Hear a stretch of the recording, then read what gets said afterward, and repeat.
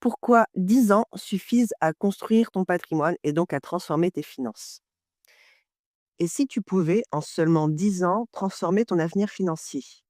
Imagine cette décennie comme un vol en avion. Au décollage, il te faut de l'énergie, de la concentration, et une fois en altitude, en vol de croisière, tout devient plus fluide.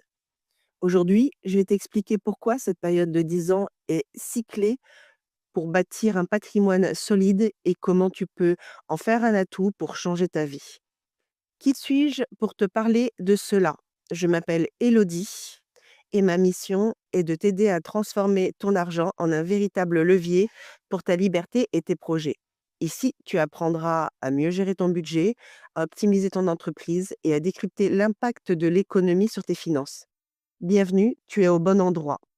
Ingénieur de formation avec un master en administration des entreprises et un autre en banque, je suis également pilote en vol libre et vol moteur. Mon parcours m'a mené de la gestion d'unités de production en grande distribution à des fonctions de chargé d'affaires professionnel en banque et manager. Et parce que la vie ne s'arrête pas au travail, je suis aussi van-lifeuse dans mes moments d'évasion. J'explore, j'ai exploré des secteurs très variés et apprécié chaque étape de ce voyage. Ce qui me passionne avant tout, c'est raconter des histoires. Le storytelling est mon outil pour rendre l'argent accessible et compréhensible.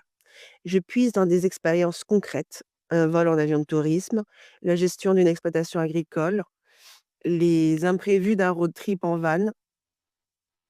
Mon objectif est simple, te montrer de manière claire et imagée que bien utilisé, l'argent peut devenir ton meilleur allié pour réaliser tes rêves. Avec mes vidéos L'argent un outil, je te propose des solutions simples et pratiques et directement applicables dans ton quotidien. Pas de blabla inutile, juste des clés pour faire de l'argent un véritable levier au service de tes ambitions personnelles et professionnelles. Prêt à avancer et à transformer ta vision de l'argent? Rejoins-moi sur mon blog www.argent, chiffre 1, outil au singulier.com. Maintenant que tu sais qui je suis et pourquoi je suis là pour t'aider, entrons dans le vif du sujet. Comment bâtir un patrimoine solide en 10 ans? Voici ce que je vais te partager dans cette vidéo. Pourquoi 10 ans sont une période clé pour transformer tes finances et comment utiliser ce temps à ton avantage?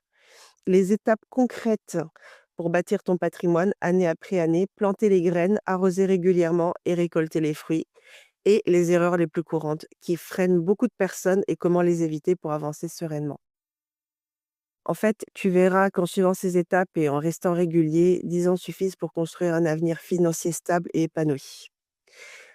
Alors, petit nota, cet épisode fait partie d'une série spéciale Comment construire son patrimoine en 10 ans, de 5 épisodes. Cette série est conçue pour t'aider à transformer tes finances étape par étape. Si tu viens de nous retrouver, voici un petit récapitulatif des thèmes abordés qui vont être abordés plutôt, puisqu'ici, il s'agit de la première vidéo. Donc, ici, c'est pourquoi la durée de 10 ans est importante. La deuxième vidéo, c'est, permettre d'explorer l'épargne comme premier allié indispensable. Dans le troisième épisode, nous parlerons des étapes clés pour un investissement stratégique. Dans le quatrième épisode, je t'aiderai à éviter les pièges financiers courants et le cinquième épisode sera une synthèse de toutes les leçons et de l'inspiration pour passer à l'action dès aujourd'hui. Pense à écouter toute la série pour ne rien manquer sur ces conseils essentiels, en fait. Allez, c'est parti. Premièrement, pourquoi 10 ans? En fait, une décennie, c'est un horizon temporel clé. 10 ans, c'est une durée qui paraît long, mais qui n'est pas long, en fait. Et en plus, c'est, en réalité le cycle parfait pour observer des transformations majeures dans tes finances. Pourquoi cette période est-elle si importante? Parce qu'elle offre suffisamment de temps pour que les efforts cumulés produisent des résultats tangibles, tout en restant accessibles à l'échelle d'une vie. Voici pourquoi. 1, les cycles économiques jouent en ta faveur. En fait, en 10 ans, les marchés économiques traversent des phases de hausse et de baisse. Ces cycles, parfois appelés cycles de Konda- Kondratiev ou cycle d'affaires, reflètent la croissance et les ralentissements naturels de l'économie. Excuse-moi. En investissant régulièrement sur cette période, tu lisses les variations et maximises les gains à long terme. 2, l'effet boule de neige s'accélère. En finance, l'effet boule de neige ou effet des intérêts composés est ton meilleur allié. Plus tu laisses ton argent travailler pour toi, plus il produit des intérêts qui, à leur tour, génèrent des intérêts. C'est un phénomène exponentiel. Je répète, exponentiel et qui devient réellement visible au bout de quelques années. Alors, je te donne un cas concret. Imaginons que tu épargnes 500 € par mois et que tu les investisses avec un rendement de 5 par an. Après 10 ans, tu auras cumulé près de 80 000 €, soit beaucoup plus que les 60 000 que tu aurais réellement épargnés. Alors, le rendement de 5 bien sûr, c'est au-dessus du livret A. Ça dépend comment tu les investis. Tu peux les investir sur différents supports, mais là, je te parle réellement d'investissement, pas uniquement d'épargne. Si tu continues au-delà de ces 10 ans, la courbe de croissance devient de plus en plus impressionnante grâce à l'effet composé. Il y a une métaphore qui est utile, c'est en fait, la métaphore du jardin et de la patience que je pense que je vais utiliser dans toute cette série. En fait, construire un patrimoine, c'est comme cultiver un jardin. Imagine planter une graine aujourd'hui. Les premiers mois, en fait, tu vois aucun résultat, mais tu continues de l'arroser. Ensuite, des pousses apparaissent et avec les années, l'arbre commence à produire des fruits. Au bout de 4 ans, par exemple, pour un pommier. En 10 ans, tu peux récolter assez pour nourrir toute ta famille. La clé, la patience et la régularité. Pourquoi ce timing de 10 ans fonctionne-t-il pour tous?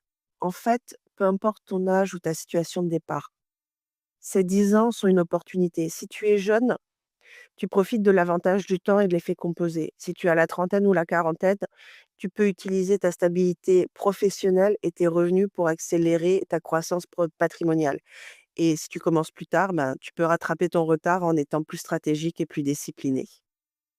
Si je te faisais un parallèle avec un vol en avion, en fait, construire un patrimoine, c'est aussi comme piloter un avion, tout simplement, parce que les 2, 3 premières années, tu es dans la phase de décollage. En fait, tu galères tout simplement parce que tu es en train d'apprendre. Il faut que tu mobilises beaucoup d'énergie et d'efforts pour monter en altitude.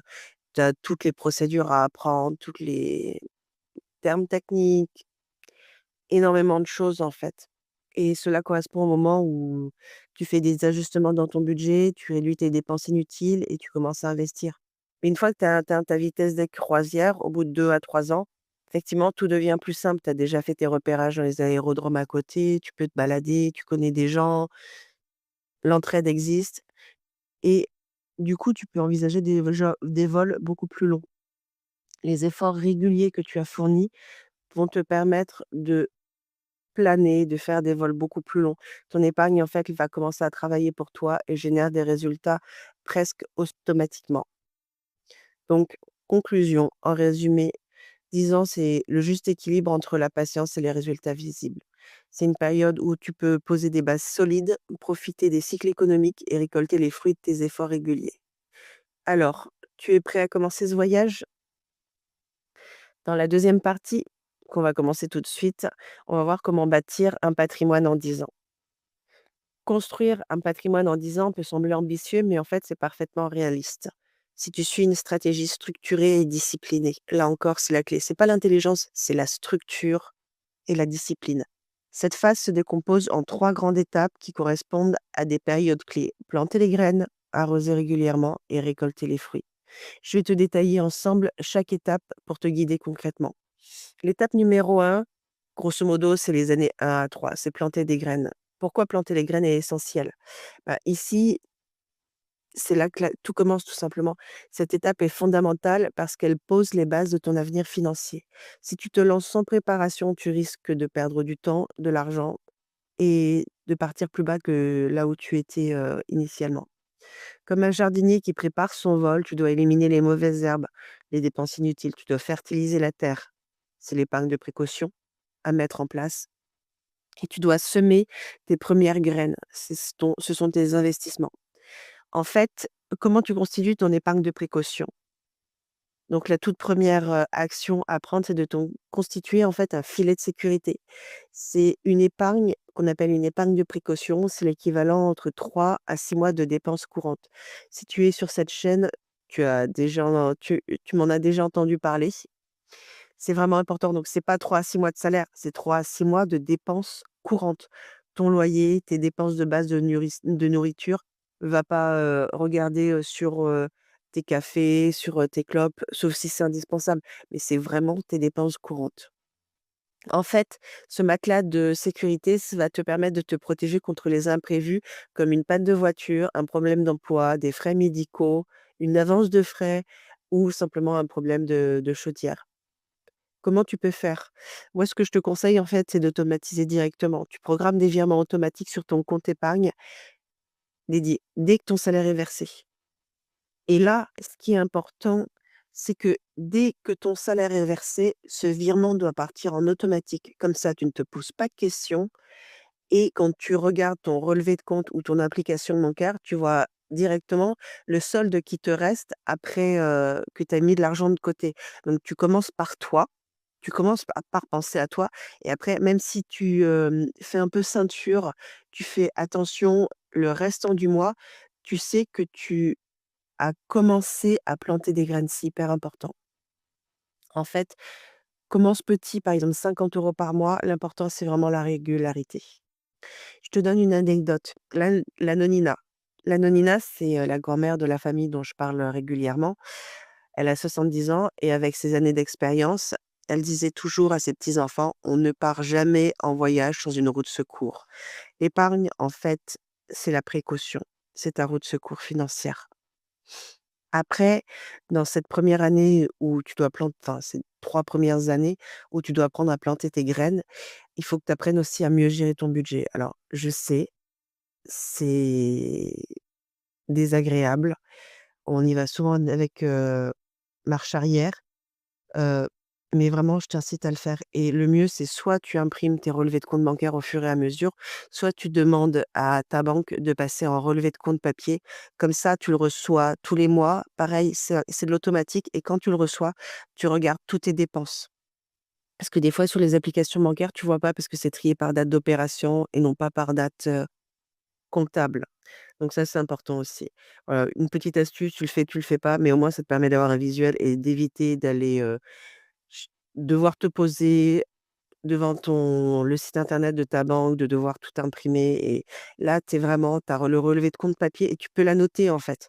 Tu peux noter tes axes, tu as un stylo, tu les notes, après tu les mets dans une pile ou tu le mets dans un cahier, mais au moins c'est déjà fait et ça, c'est important, en fait, c'est l'analyse de tes revenus et de tes dépenses. Il faut vraiment que tu identifies tes fuites d'argent inutiles, comme des abonnements oubliés ou des achats impulsifs. Il y a une méthode qui est assez simple qu'on utilise, qui sert de référence.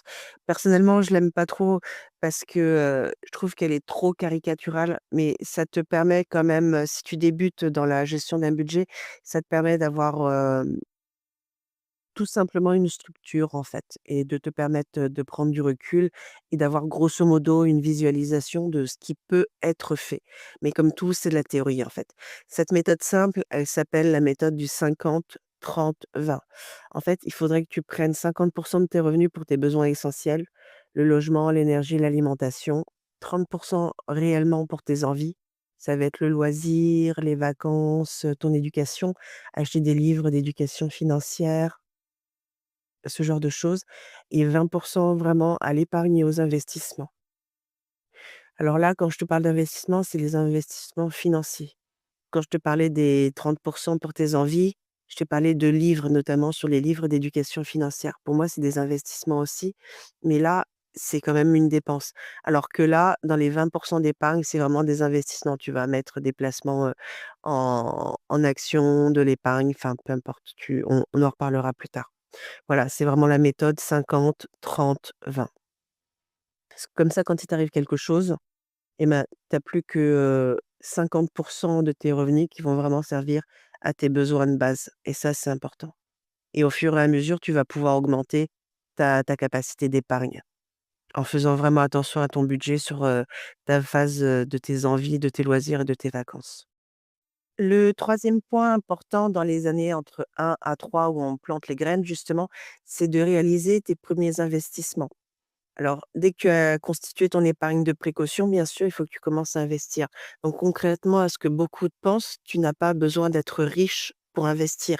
Puisque, simplement le fait d'acheter, par exemple, ta résidence principale, c'est un investissement. Acheter, une, voiture à 5 000 € que tu vas mettre en location sur un site internet pour que d'autres particuliers puissent te la louer, c'est un investissement. Voilà, tu as plein de choses dans lesquelles tu peux investir. Tu as aussi, des actions ou des OPCVM, ce qu'on appelle, c'est des placements où tu peux investir à partir de 50 €. Ce sont des paniers d'actions, les OPCVM. C'est une sorte de c'est pour éviter de mettre tous tes œufs dans le même panier. Tu as aussi les ETF, ce sont des fonds indiciels cotés. Tout ça, c'est accessible à partir de 50 € par mois. Tu as aussi, si tu veux, le faire, investir sur, l'immobilier à partir de 50 € par mois via des SCPI. Donc heu, donc voilà, là, tu commences à avoir le choix entre soit acheter, heu, du patrimoine immobilier, soit commencer à faire des placements, en bourse. Tu peux aussi acheter, de l'or. C'est à toi ou de te développer un business, ce qu'on appelle un side business, un business à côté, de ton travail pour commencer à gagner plus d'argent. Et là, en fait, tu commences à voir l'effet boule de neige qui est en train de se constituer. C'est-à-dire que tes premiers investissements ne rapportent peut-être pas beaucoup au début, mais ils posent vraiment les bases de ton futur patrimoine. Et ça te sert aussi pour apprendre, parce que tu vas apprendre de tes erreurs, tu vas apprendre, soit tu vas apprendre, l'immobilier, soit tu vas apprendre dans, tout ce qui est, action, soit tu vas apprendre dans le business et ça, c'est hyper important et c'est vraiment pour ça qu'il faut sortir de, uniquement tout conserver sur l'équivalent d'un livret A ou des assurances vie et aller vraiment sur du concret et sur des investissements effectivement qui demandent plus de technicité, qui te demandent de l'apprentissage, mais aussi qui vont te permettre de monter en compétences. Donc là, sur comment construire un patrimoine en 10 ans, je viens de te parler de la première étape. C'était l'étape numéro 1, c'était planter les graines. Là, maintenant, on va passer à l'étape numéro 2, c'est arroser régulièrement. Grosso modo, on va être de l'année 4 à l'année 7. Quand je te dis grosso modo, ça dépend de là où tu pars effectivement et ça dépend de ton patrimoine de départ. Pourquoi arroser est crucial? En fait, une fois que tu as planté les graines, elles ont besoin de soins constants pour pousser. Cette étape correspond à une phase où tu construis l'élan. L'objectif ici est de maintenir la régularité de tes efforts tout en explorant des opportunités plus ambitieuses. Donc, c'est là où on va rentrer plus dans le détail du point que j'abordais avant. Donc, c'est d'investir dans l'immobilier, de diversifier tes placements financiers et d'augmenter tes revenus. Pourquoi je te parle d'immobilier? En fait, l'immobilier, c'est un des piliers essentiels pour construire ton patrimoine d'un point de vue durable. Tu as ce qu'on appelle l'effet de levier et là, c'est très important d'en prendre, conscience parce que tu sois, en France, en Belgique, en Suisse ou dans d'autres pays, dans certaines parties de l'Europe, tu as accès au crédit et ça, c'est super parce que du coup, tu peux investir dans un bien locatif sans avoir besoin d'un capital énorme. Par exemple, pour un apport de 10 000 €, ça va te permettre d'acquérir un bien d'une valeur de 100 000 ou de 200 000 €. Dans d'autres endroits, ne serait-ce qu'en Europe de l'Est, tu dois payer cash. Je te donne un exemple concret. Émilie, avec ses revenus stables, décide d'acheter un appartement à louer. Pendant les premières années, les loyers couvrent à peine les mensualités de crédit. Elle doit rajouter 1 000 € grosso modo par an pour payer la taxe foncière, pour payer certains travaux qu'elle n'avait pas prévus. Mais 10 ans plus tard, son bien est presque entièrement payé, au moins la moitié est payée et surtout, maintenant, il génère régulièrement des revenus passifs puisqu'avec l'inflation, le prix des loyers de son locataire a augmenté. Du coup, Émilie rentre dans ses frais. Le deuxième point de cette étape-là, c'était de diversifier tes placements. Donc, quand tu regardes avec le vieux proverbe qui sont souvent d'actualité encore maintenant, ne mets pas tous tes œufs dans le même panier. Effectivement. Si tu as commencé, par acheter, quelques Napoléon, quelques actions, quelques, SCPI, je te propose d'élargir tes investissements. Que ce soit sur, d'autres types d'actions à dividendes, de l'assurance vie ou autre. Je ne vais pas rentrer dans le détail parce que, comme je l'ai déjà dit, je ne suis pas là pour faire des conseils en placement d'investissement, des conseils financiers. Je suis uniquement là pour te donner des grandes lignes et donner une éducation financière. Donc ces produits, à explorer, donc je t'ai déjà parlé, SCPI, assurance vie, ETF et autres, sont des produits qui te permettent de bénéficier de rendements variés, tout en répartissant les risques. Quand on parle de rendements variés, je te parle aussi de risque de perdre ton capital. Donc plus tu pars sur des rendements élevés, plus tu as des risques de perdre ton capital. Donc une diversification, c'est hyper important.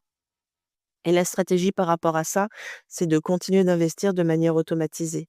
Même si les marchés connaissent des baisses, même si tu as des hausses, ces périodes sont souvent des opportunités pour soit acheter à prix réduit, soit ton patrimoine, enfin l'ensemble des actions et de ce que tu possèdes dans ton portefeuille, et ben, en fait, profite d'un effet gonflé, en fait. Et le troisième point de cette étape de 4 à 7 ans, c'est d'augmenter tes revenus, en fait.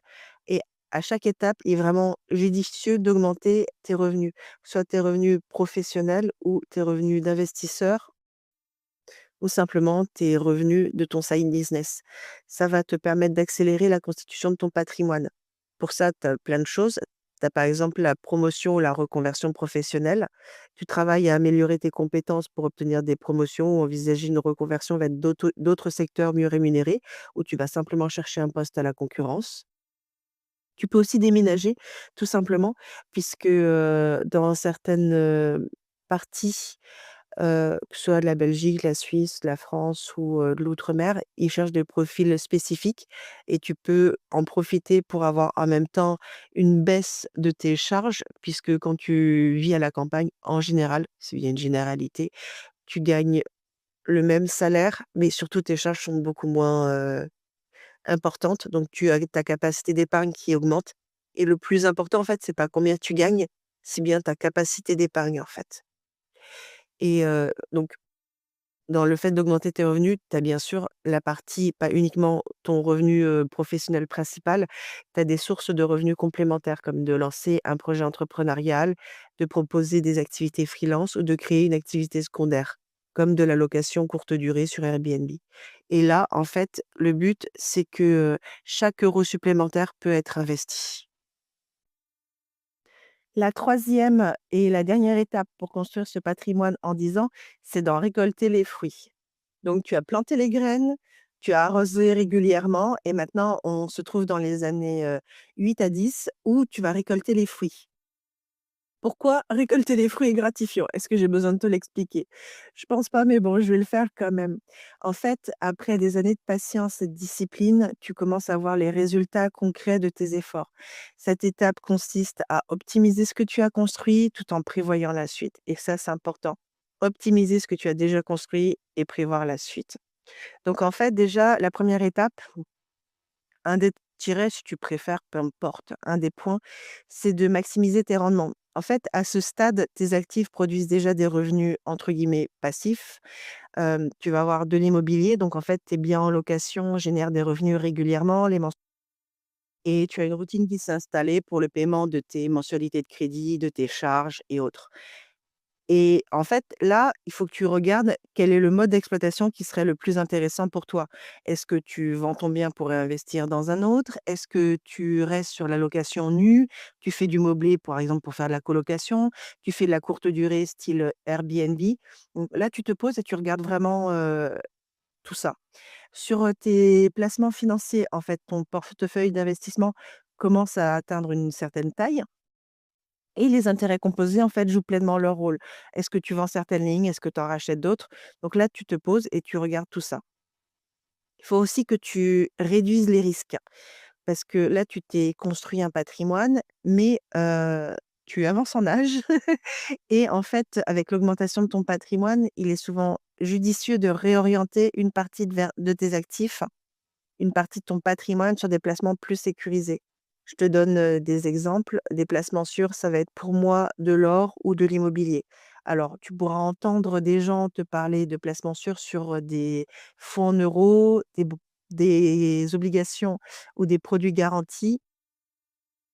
On va avoir une crise de la dette qui va s'annoncer au niveau des fonds en euros et tu risques de perdre une partie de ton capital.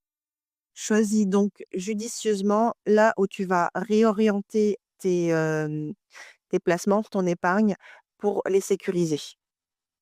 Le troisième point, c'est de préparer la prochaine étape. Ça va être de diversifier simplement. Donc une diversification avancée puisque tu as déjà, beaucoup de patrimoine, différents, que ce soit un side business, que ce soit, des compétences différentes que tu peux monétiser à titre professionnel, de l'immobilier ou d'autres types de placements. Là, en fait, pour garantir une continuité de ton patrimoine, commence à explorer des stratégies comme d'investir à l'international, que ce soit l'immobilier ou des placements sur des marchés étrangers, ou l'entrepreneuriat, comme de développer une activité complémentaire ou d'investir dans des startups locales. Tu as aussi la partie transmission. En fait, je te conseille vraiment de préparer un plan clair pour transmettre tes actifs à tes proches ou à une cause qui te tient à cœur, que ce soit ton conjoint, ton mari, tes enfants, tes petits-enfants. Et là, je vais te faire une analogie encore une fois avec, le jardin. Ton jardin, en fait, commence à être mûr. Ton patrimoine à ce stade ressemble à un jardin qui s'épanouit. Les arbres que tu as soigneusement, cultivés portent des fruits chaque année. Tu as ta haie qui est, belle et bien fournie. Tu as des bacs de fleurs, tu as un potager luxuriant. Et tu peux maintenant les récolter pour, financer des projets personnels ou simplement simplifier ta vie, tout en continuant à prendre soin de tes plantations pour garantir leur pérennité. En fait, les 3 étapes qu'on vient de voir sur cette deuxième partie, entre, planter les graines, arroser et récolter, c'est, accessible à tous. Et c'est vraiment ça qui est important, c'est accessible à toute personne qui travaille, quel que soit ton point de départ. Elle demande simplement de la patience, de la régularité et une vision à long terme. Et c'est ça le plus dur, en fait. C'est vraiment la régularité, la patience et la vision à long terme. Faut pas que tu t'arrêtes, il faut pas que tu sois découragé. Va falloir que tu gères tes émotions. En fait, les actions que tu entreprends aujourd'hui posent les bases d'une sécurité financière qui durera toute ta vie. Et si tu as un accident de la vie, cette sécurité-là te permettra de traverser les crises. Même si ton patrimoine diminue parce que tu dois vendre des choses ou tu dois taper dans ton épargne, tu vas garantir une certaine sécurité. Alors, quelles graines, vas-tu planter pour ton avenir? Comme tu peux le voir, 10 ans, ce n'est pas si long, mais c'est suffisamment pour transformer ta vie financière. Tout commence par une graine, un petit pas, une action aujourd'hui. Alors, quelle graine veux-tu planter pour ton avenir? Je te propose 3 actions simples que tu peux mettre en place dès aujourd'hui. Pour cela, t'abonner à cette chaîne pour ne rien manquer des prochaines vidéos inspirantes et pratiques. Liker cette vidéo si elle t'a parlé, si elle t'a plu et surtout la partager avec quelqu'un qui pourrait en bénéficier. Et 3, t'inscrire sur mon blog pour aller encore plus loin et transformer tes finances personnelles et professionnelles en un véritable outil au service de ta vie. L'adresse est la suivante: www.l'argent chiffre 1 outil au singulier.com. Souviens-toi, l'argent n'est ni bon ni mauvais, c'est simplement un outil, un allié puissant pour ceux qui savent s'en servir. À bientôt!